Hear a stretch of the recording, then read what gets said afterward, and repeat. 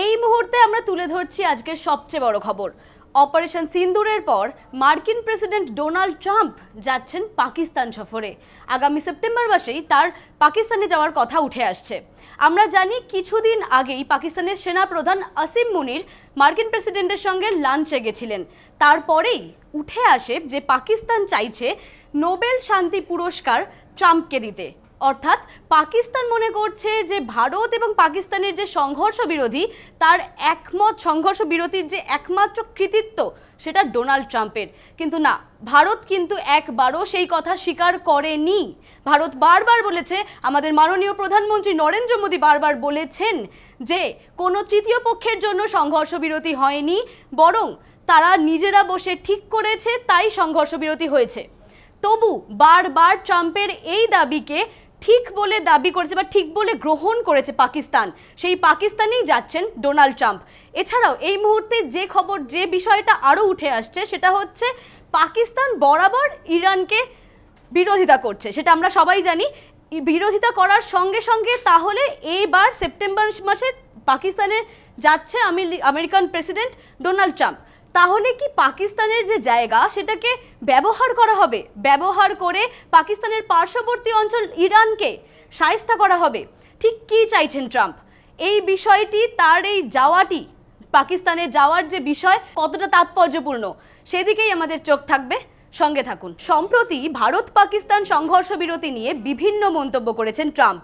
তার দাবি তিনি ব্যবসার কথা বলে দু দেশের মধ্যে সংঘর্ষ থামিয়েছেন। যদিও ভারত বারবার স্পষ্ট করে দিয়েছেন অপারেশন সিন্দুরের বা তার পরবর্তী সংঘর্ষের সময় ওয়াশিংটন নিউ দিল্লির আলোচনায় কখনোই বাণিজ্যের প্রসঙ্গ উঠে আসেনি।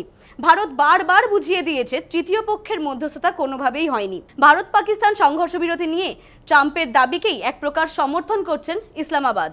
সেপ্টেম্বর মাসে আমেরিকান প্রেসিডেন্ট ডোনাল্ড ট্রাম্পের পাকিস্তান যাওয়ার বিষয়ে ওয়াকিবহাল সূত্রকে উদ্ধৃতি করে এমনটাই জানিয়েছেন পাকিস্তানের দুটি সংবাদ মাধ্যম।